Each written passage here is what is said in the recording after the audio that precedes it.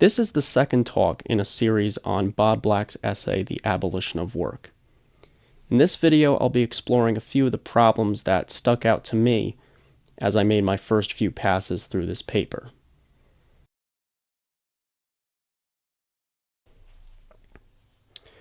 One thing that is noticeably absent in Bob Black's essay is self-criticism. Black offers no alternative explanations for how these problems in society might have come about, other than to say that they are the result of having to work.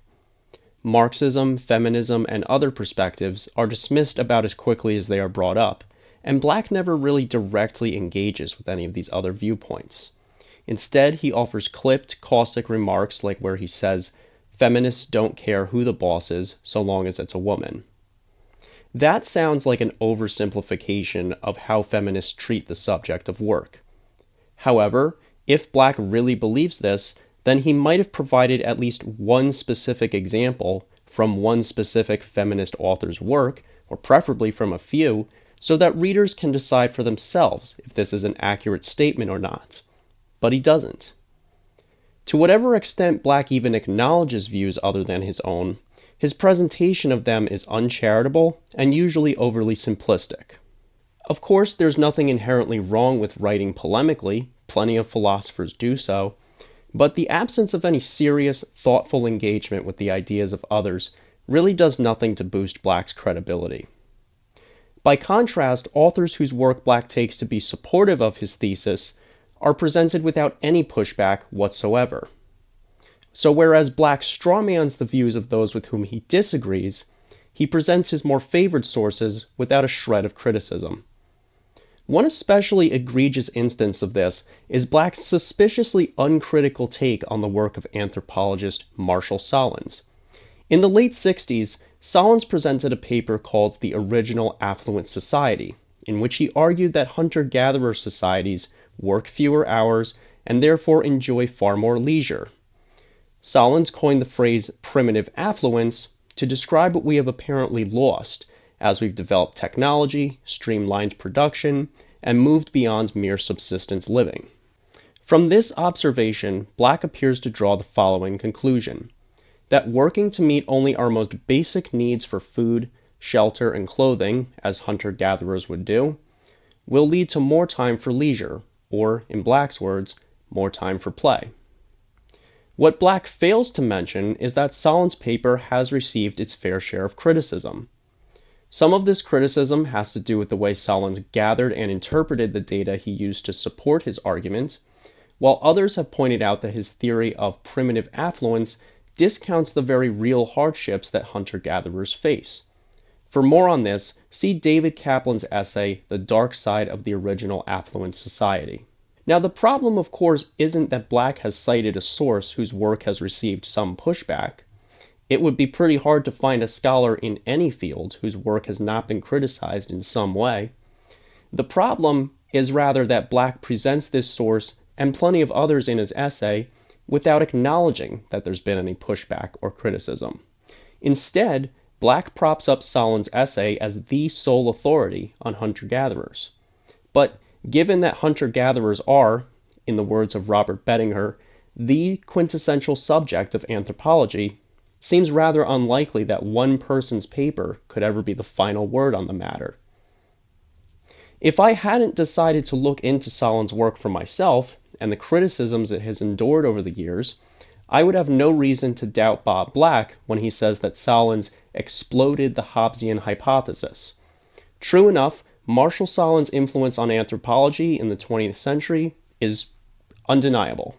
And, to be fair, his critics are probably in the minority. But that's a far cry from saying that he has closed the book on the work of Thomas Hobbes or anyone else. I wouldn't know that, though, if I had only gone on what Black had to say about Sahlins and not done a little bit of my own research. So my real concern here is how many other readers of Black's essay have done the same thing, not just with Sahlins, but with the other sources that Black props up in support of his thesis. Black writes very seductively, very well. He's a very good writer, in my opinion. Very convincing, but a lot of it has to do with the presentation, and that, in my view, is kind of deceptive. I think Black writes in a way that makes it seem as though he's done all the thinking and all the research, so you don't have to. One glaring problem with Black's essay, which I alluded to in the previous video, is his decision to switch midway from an argument grounded in a decidedly rights-based perspective, the argument from freedom, to one that is grounded in a more consequentialist view, the argument from harm. But why is this such a problem? Well, from Bob Black's own view, it doesn't matter if work is harmful or not. I'll say that again. From Bob Black's own point of view, it does not matter whether or not work is harmful. That is because on Black's view, even if work isn't harmful, it still infringes on our freedom, on our very essence as human beings. That is precisely why Black eschews any possibility of reforming work, of making improvements to work.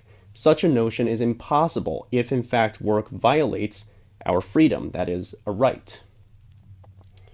So the claim that work is harmful, whether it's true or not, does nothing to support Black's main argument, which is that work is a violation of our freedom, and therefore his argument from harm is a superfluous one. So why does he introduce it in the essay in the first place? To Black's credit, he is more or less transparent on this matter. The reason he introduces the argument from harm is, quite simply, to appeal to as many people as possible. But while that might work well if you're trying to sell lemonade, that strategy doesn't work as well if you're trying to construct an ethical argument. Why not?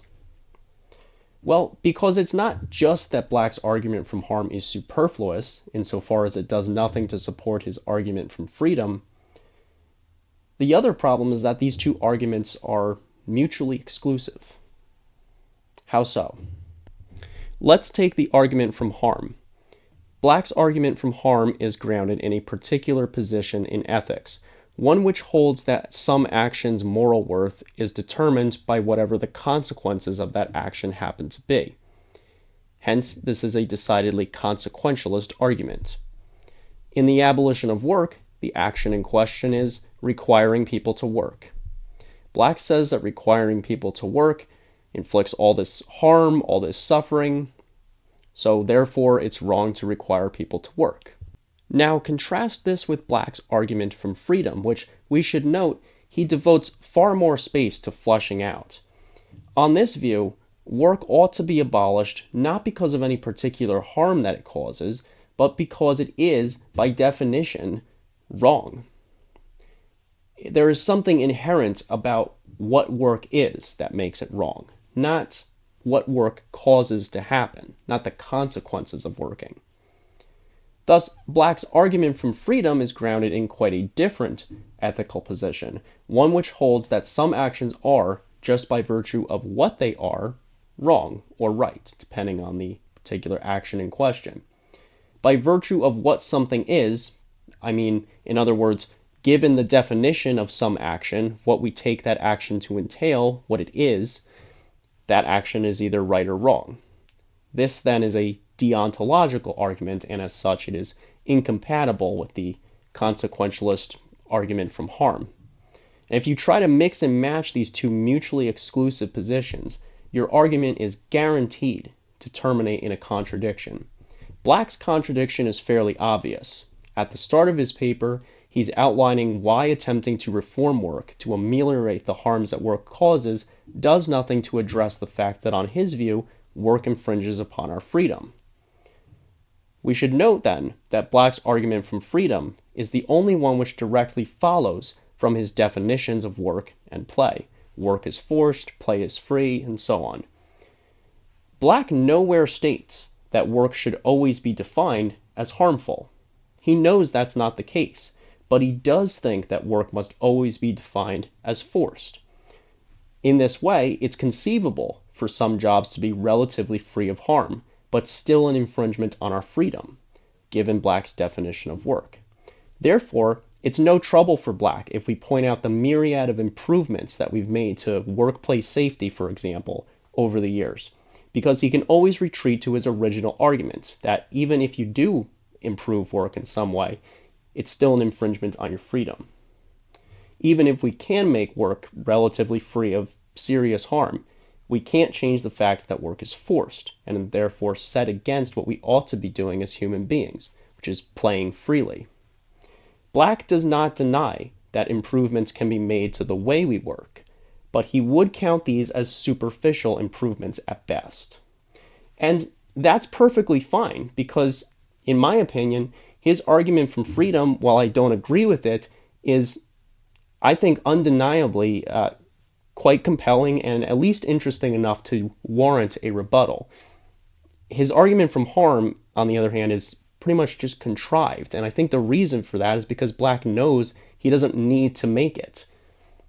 He's really only putting it in there to, please the utilitarians.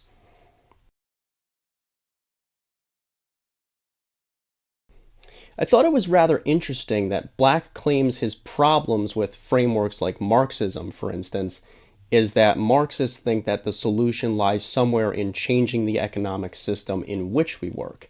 Of course, Black doesn't think that's the solution because he thinks work itself is the root problem. So changing the economic system in which we work, again, is just superficial at best and really doesn't address the problem at its source. But if you think about it, that cannot possibly be Black's real issue with Marxism. Because his own theory, Black's own theory of abolishing work, absolutely entails changing the economy. Recall that Black tries to disavow all forms of economic change. Changing the economic system is pointless, on Black's view. But that's kind of a strange position to take if you're advocating for the abolition of work, something which is by definition a part of any economy. Black even says so himself. He states in The Abolition of Work that in all modes of society, regardless of the particular economic system they employ, they all have work in common. None of them have abolished work. That would necessarily constitute changing the economy. Abolishing work entails abolishing whatever economic system happens to be in place. Yet Black confidently asserts that no other framework can adequately account for the negative impact work has on our lives. None except, of course, his own. As I've hopefully made clear, Black's own view of work does not, assuming that we take things like freedom seriously, allow for reform to work, or allow for changing or replacing the economic system in which we work. Only abolishing work solves the root problem. But Black appears to have completely missed the fact that, suppose we abolished work in the United States, that would effectively abolish the economic system that we currently have, which, as of this recording, is capitalism. Who knows what the future holds? Yet Black seems to be taking abolishing work and changing the economic system to be two separate things when they're actually inseparable. Thus, it doesn't seem to be true that Black's proposal to abolish work precludes a revolution in the way that we structure an economy. In fact, it seems like his proposal would entail that such a change would take place. So it isn't true that changing a nation's economic system could be pointless, could have no meaningful effect on how we live. Because if that were true, well, then neither would abolishing work, a measure which would, by definition, change the economic system. Here's why this is such a big deal. If abolishing work entails also abolishing whatever economic system happens to be in place, then Black's theory has economic implications. And if that's the case, then why shouldn't we prefer socialism, capitalism, communism, or some other ism to Black's proposal? Black attempts to sidestep this very question. In fact, it's almost as if he's trying to prevent it from arising in the first place. By asserting that work is the root problem and not the economic system, Black is trying to separate his proposal from those of others. By taking his proposal out of the ring, so to speak, he's eliminating the competition. Who else has a theory like his? Nobody. Unless we consider the fact that his theory, just like Marxism, just like socialism, whatever, also has implications for the way an economy is structured. And if that's the case, then Black really should have some kind of a significant well thought out response to these other theories. Something more substantial than, well, they're not talking about the root problem. They're talking about the economy. I'm talking about work. The notion that you can talk about work without talking about the economy is preposterous.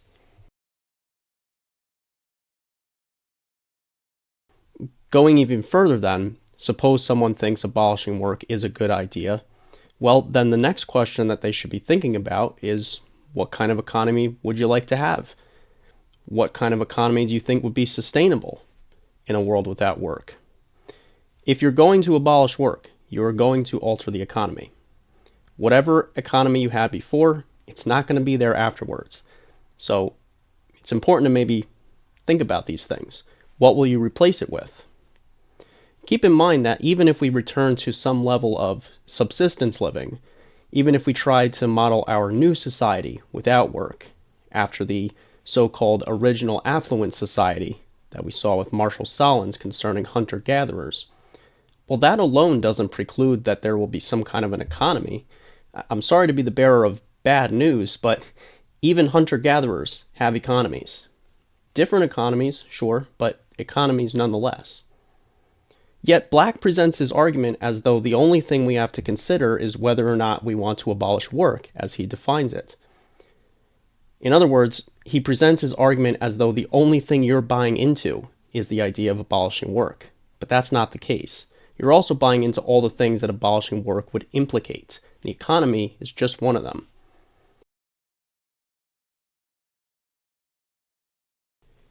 My biggest concern with Black's essay at this point is that I suspect he's not given us the whole story. Not when it comes to the views of those with whom he disagrees, not when it comes to sources that he uses to support his own views, and most importantly, not when it comes to the vast implications that his proposal almost certainly would have. At the start of this talk, I brought up what I took to be a lack of self-critique in Black's essay. If somebody wants to convince me that I should accept their view on something rather than some other view, they're not going to do themselves any favors by misrepresenting the opposing view or by leaving out information about their own views that might make me think twice before accepting it. This makes me much less likely to trust what someone is saying. These are smoke and mirror tactics, and they have no place in philosophy or in any other rigorous discipline. With all that said, I don't want to mislead anyone into thinking that just because the abolition of work is, I think, rife with these kind of parlor tricks, that this necessarily means that everything Bob Black is saying is incorrect, or that we can just dismiss his argument on that basis alone. The same goes for Black's mixing and matching of deontological and consequentialist arguments between his argument from freedom and from harm. Just because this contradiction occurs doesn't necessarily mean that Black's whole case against work can just be thrown out. Now, this isn't a trivial problem. It is a fatal error, but for one of these arguments, not for both of them. Just because you can't have it both ways doesn't mean you can't have it either way. And as I've already indicated, I think Black's argument from freedom poses enough of a challenge and is interesting enough that it warrants some kind of response, which is what I'll be trying to provide at the end of this series. As far as the economy goes, I think we've really only scratched the surface in terms of the implications of Bob Black's proposal to abolish work. In fact, perhaps instead of asking what else would change if we abolished work, a better question would be, what wouldn't change? In talking about the economic implications of Black's proposal, I should point out that there are a couple places in his essay where Black alludes to what he calls the implosion of the economy. But he never really comes out and explains what he thinks would happen after this implosion takes place. If he thinks that economy will simply disappear, he's mistaken. Economies don't disappear, they don't vanish. They change. They shift from one form to another, perhaps, but the bare minimum for an economy, that is, some kind of exchange going on between people, that's not just going to go away. It might take on a new form, but that's quite different from simply saying the economy will implode, which he reports rather gleefully, it seems, and just leaving it at that. I think that Black owes it to his readers to at least touch on what might happen after this change takes place. To that end, why doesn't Black consider even a single possible problem that might result from following through with his vision? Or, put it in another way, why doesn't Black consider even one single issue or problem that we currently have that wouldn't simply remain, that abolishing work wouldn't solve? I mean, does he really imagine that abolishing work will literally solve every problem? If he does, and as far as I can tell from reading his essay, that's exactly what he thinks, then this is something else that separates him from most other social philosophers. Most social philosophers do not think that their proposals will address every conceivable problem that human beings face in their lives. Not even Karl Marx dreamed up a utopia, and I think most Marxists would probably be the first to tell you that there will be plenty of problems to work on, problems that can't be traced back to capitalism, but which arise from us. Why doesn't Black do the same thing with his proposal to abolish work? This might be the most problematic omission in Black's essay. See, it's not just the question of what this new world would look like without work, but the question is also, how would human beings respond to whatever this new world might throw at them?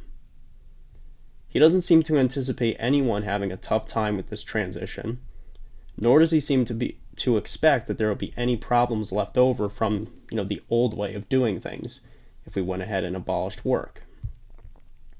If work really is, as Black says, the cause of almost every suffering, then I suppose there's a lot of things I should expect to disappear if we abolish work. There's just one issue with this line of thinking. The fact is, not every problem that human beings face in their lives comes from the outside world. Some, maybe not all, but some of the problems we face come from our minds, our hearts. Where will those problems go after we abolish work? Will they too just disappear? All the same, there's one last concession I'm willing to make, and that is, simply put, it's pretty hard to test a theory like Bob Black's. Like, what would happen if we abolished work? At least empirically, it's hard to test. Unless we went ahead and did it and measured the results, there's really no way to know for sure what would happen. This is the bane of all social architects. Black is not alone with this problem. He's not the only one who has a grand vision of some new way of life, but with no prior examples or ways to test it out beforehand other than to just go ahead and do it. In spite of the problems I've seen in the abolition of work up to this point, I think Bob Black has given us at least enough to grab hold of in his essay that we could perhaps come up with a kind of thought experiment. He's given us a good idea of what problems are present in this world, in the way we do things now. He's given us a very helpful list of what jobs he thinks are useless, so that'll be good to know for which jobs we won't need in the world without work. Basically, Black has given us his side of the story, more or less, but that's just one side. And the more I read his essay and think about it, the more these kind of questions come up. Next time, I'll share some of these questions and hopefully try to come up with some possible answers in the form of a thought experiment, kind of a narrative sort of thing. And it's something I call The Farmer and the Thieves. Hope you'll join me for that. That's for next time. Thanks.